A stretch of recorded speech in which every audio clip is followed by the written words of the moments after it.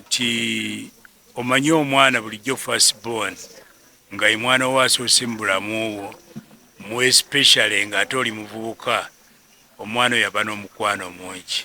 Nkwaniriza omulungi andaba olwaleero n'enkwebaza gy'otuusaako engalo awamu n'okufissaawo akadde oba oli awo n'ogamba kangendeko ku YouTube ambeeko updates ez'enjawulo z'olaba. Akadde kano nnyongera okuba nga nkwaniriza kuba mu zonna osazeewo n'obeera ng'olonda Jonathan Exclusive era naffe weetuli okuba nga tukuwa ekituufu, tukusuubiza okuba nga tujja kukuwa ekyo kyennyini ky'oba weetagira naddala okumanya era gwaludde ng'otugoberera nsuubira oba oli awo atolina kwemulugunya kwonna. N'olwekyo mu mbeera yennyini awo ensinzira n'enkusaba gwe atannaba kuba ng'otweyungako oba atannaba kuba nga osubscribinga, kyolina okukola kiri kimu, subscribinga kati ate ensonga tube nga tuzikwasaganya. Vidiyo eno ogimpereka like, oba osobola osharingireko ne munno oba oli awo bye tugenda okuba nga twogera nsonga za makulu nnyo naddala ku biri mu kutambula akadde kano nga tukyali mu mbeera ey'okukungubagira munnaffe Hamphery Mayanja gwe tumanyi nnyo eyatuvudde ku maaso ebbanga eritali lyawala nnyo. So yenze Jonathan Exclusive tutambule ffenna mu vidiyo eno, subscribinga ate ensonga zibe nga zitambula. Omulungi andaba akadde kano tukyali mu mbeera ya nnaku, tukyali mu mbeera ya kungubaga olw'omuntu waffe serebu waffe amanyikiddwa nga Hamphery Mayanja. Hamphery Mayanja yatuvudde ku maaso oluvannyuma lw'okuba nti kyasoose kulangirirwa famire ate era ne tutuukira ddala ku ground gwatugoberera videos kyemmanyi ezisinga wazirabye ate era n'akadde kano we tutuukidde olunaku olwaleero oba oli awo omanyi kutuva ku maaso okw'omuganda waffe amanyikiddwa nga Hamphery Mayanja. N'olunaku olwaleero n'ekintu kye nkuleetedde eky'enjawulo oba oli awo kyotagenda kufuna walala.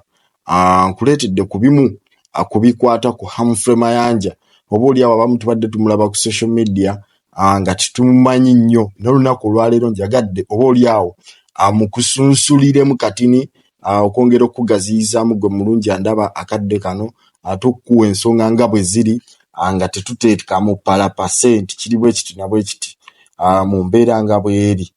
Omukulu gw'olaba mu bifaananyi awo Hamphery Mayanja yazaalibwa omukulu amanyikiddwa nga Gerald Mayanja oba gwe tumanyi nga Mayanja Senior, ng'ono ye amanyikiddwa nga Mayanja Senior, ng'ono ye mwana omukulu anaddala mu famire ey'omukulu Gerald Mayanja. Era okusinziira ku mukulu Gerald Mayanja akutegeeza nti ng'omwana w'omukulu eyasooka baabadde n'omukwano mungi nnyo. Ansooke nkweka kiripu katini kano ng'ayogera ku mwana we ate tukomewo tutambule. Ng'omwana omukulu nti omanyi omwana bulijjo first born nga ye mwana wo asoose mu bulamu bwo mu especially ng'ate oli muvubuka, omwana oyo yaba n'omukwano mungi. Siga nti abalala tebaba nagwo, naye imagine mu bulamu bwo ovudde mu buvubuka bagambye ono te mwana waagize eki asoose muba n'omukwano mungi era omutunuulira nga kitalo nnyo. So okuva lwe yazaalibwa okutuusa lwavudde mu nsi tubadde n'omukwano mungi nnyo ne mutabani wange, ate n'ekirala nti abadde ali makyuwa kati nga tusobola okwogera naye ebintu byaki eby'omunda eby'ekika enteekateeka zonna mu bulamu ezinaabeera ez'omu maaso nga tukkirizaganya bulungi nnyo. Kya mukisa mubi ti Mukama tamusobozesezza kumukuuma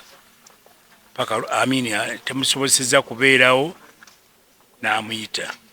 Omukulu nga bw'akutegeezezza naye mu mbeera y'emu Hamphery Mayanja mukulu w'abaani oyinza okukyebuuza. Bangi mukimanyi naye anyongera okuba nga nkutangazaamu nti Hamphery Mayanja mukulu w'omuyimbi Nakinku amanyikiddwa nga Dr. Jose Chameleon oba naye eri Amayanja amanyikiddwa nga Joseph Mayanja.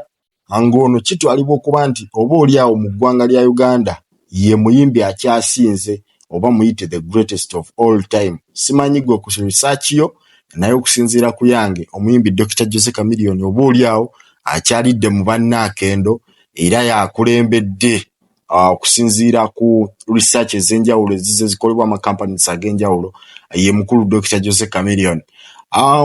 Muganda wa Hamphery Mayanja omulala era tumumanyi bulungi ye Douglas Mayanja, amanyikiddwa nga Wizomanizo, ng'era ono naye nakinku mu kuyimba era yayatiikirira nnyo bwe yali wansi w'ekibiina ekimanyikiddwa nga Radiant Wizo ng'ayimba ne munne naye kati omugenzi amanyikiddwa nga Moses Radio. Abalala situgenda kubanga tubanyonnyola nnyo olwakadde. Kuno kuliko Pius Mayanja. Pius Mayanja ffenna tumumanyi era muyimbi w'amaanyi, obaolyawo ku bayimbi abaliwo akadde kano ateekwa okuba ng'alina ekifo eky'okumwanjo.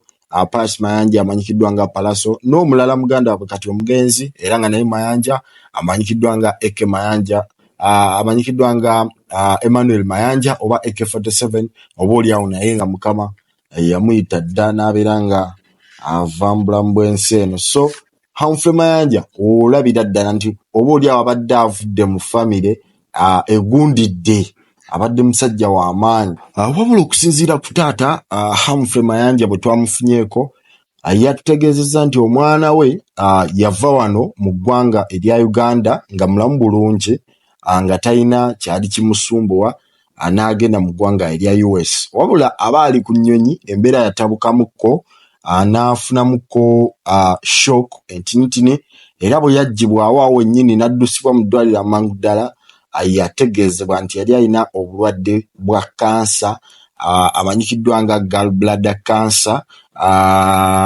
Okutegeeza ku gallbladder ndowooza munnange we mba nga nkubulidde ekituufu kayinza obba ke